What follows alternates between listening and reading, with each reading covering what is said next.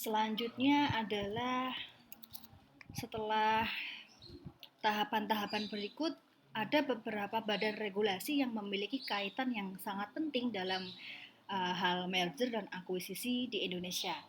Di sini saya akan menjelaskan tentang secara singkat mengenai badan-badan regulasi tersebut. Yang pertama adalah BKPM atau Badan Koordinasi Penanaman Modal. BKPM ini adalah sebuah badan layanan penanaman modal pemerintah Indonesia yang dibentuk dengan maksud untuk menerapkan secara efektif penegakan hukum terhadap penanaman modal asing maupun dalam negeri. Jadi dalam suatu badan usaha itu di muka telah saya jelaskan mengenai bentuk-bentuk saham, yaitu ada perusahaan penanaman modal asing atau PMA dan penanaman dalam negeri atau PMDN. Nah, tugas dari BKPM ini adalah bertugas untuk membuat kebijakan terkait dengan penanaman modal sesuai dengan peraturan perundang-undangan di Indonesia. Jika ada investor asing maupun dalam negeri yang hendak menanamkan modalnya atau berinvestasi, maka harus melalui syarat dan ketentuan yang ditetapkan oleh BKPM. Dalam merger dan akuisisi, BKPM diperlukan untuk memberikan persetujuan registrasi saat adanya perubahan dalam rencana investasi. Nah, untuk selanjutnya, aturan-aturan mengenai penanaman modal ini diatur dalam Undang-Undang Penanaman Modal. Kemudian badan regulasi yang kedua adalah BAPEPAM LK. BAPEPAM LK ini adalah sebuah lembaga di bawah Kementerian Keuangan Indonesia yang bertugas untuk membina, mengatur dan mengawasi sehari-hari bagaimana sih kegiatan pasar modal serta merumuskan dan melaksanakan kebijakan serta standarisasi teknis di bidang lembaga keuangan. Nah, jadi kegiatan-kegiatan pasar modal itu diawasi di bawah Menteri Keuangan. Nah, dan Menteri Keuangan ini memiliki tugas untuk mengatur dan mengawasi seperti apa sih persaingan usaha mereka, bagaimana nilai sahamnya, bagaimana nilai tukar ketika investor itu berasal dari asing atau bukan dari dalam negeri. Dan yang ketiga adalah Otoritas Jasa Keuangan, biasa kita kenal dengan OJK. Nah, OJK ini merupakan sektor jasa keuangan yang kompleks dan selalu berubah sehingga para pelaku usaha harus mampu bertahan dan regulator harus mampu mengikuti perubahan yang terjadi. Jadi setiap pengusaha, perusahaan, bahkan individual pun harus mengetahui nih perubahan apa saja yang terjadi di OJK.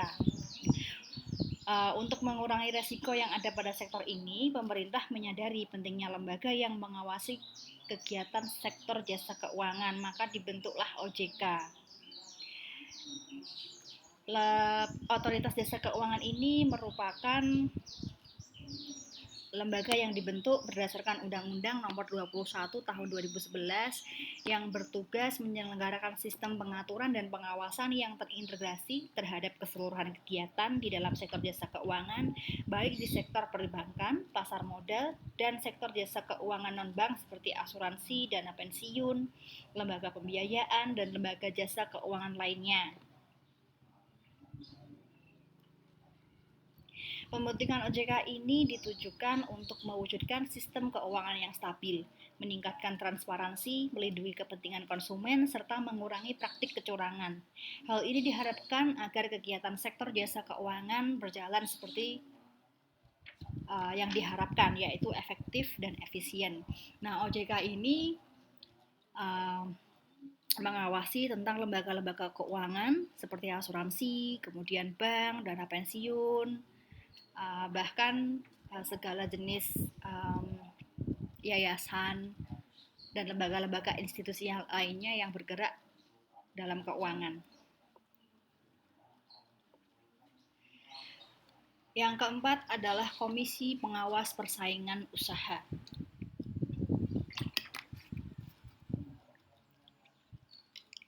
Komisi ini dibuat dengan tujuan untuk menjaga persaingan yang sehat antara pelaku usaha di Indonesia.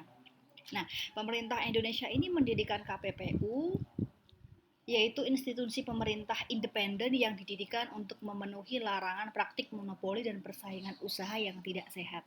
Komisi ini berhak mengambil tindakan sesuai dengan kewenangannya terhadap merger dan akuisisi yang diduga mengakibatkan praktek monopoli dan persaingan usaha yang tidak sehat. Selain itu, KPPU juga berhak untuk membatalkan merger dan akuisisi apabila terbukti tidak mengakibatkan praktek monopoli dan persaingan usaha yang tidak sehat. Jadi antara pelaku usaha baik individual baik kelompok ternyata diawasi oleh suatu lembaga yang namanya KPPU. Hal ini ditujukan agar adanya persaingan usaha yang sehat. Jadi tidak ada kelompok yang diuntungkan ataupun dirugikan, dalam arti tidak ada kelompok minoritas ataupun mayoritas. Jadi KPPU ini berusaha untuk menyimbangkan persaingan usaha sesuai dengan saham yang berlaku atau sesuai dengan harga pasar yang berlaku di masa itu. Kemudian yang terakhir ada Kementerian Hukum dan Hak Asasi Manusia. Nah, entitas atau proses yang perusahaan yang melakukan merger dan ingin mengubah anggaran dasarnya itu harus memberitahukan atau mendapatkan persetujuan dulu dari Menteri Hukum dan Hak Asasi Manusia. Tanpa persetujuan tersebut, para pelaku merger dan konsolidasi tidak akan bisa melakukan merger ataupun akuisisi. Nah, sekian dari saya. Terima kasih atas waktunya. Sampai jumpa pada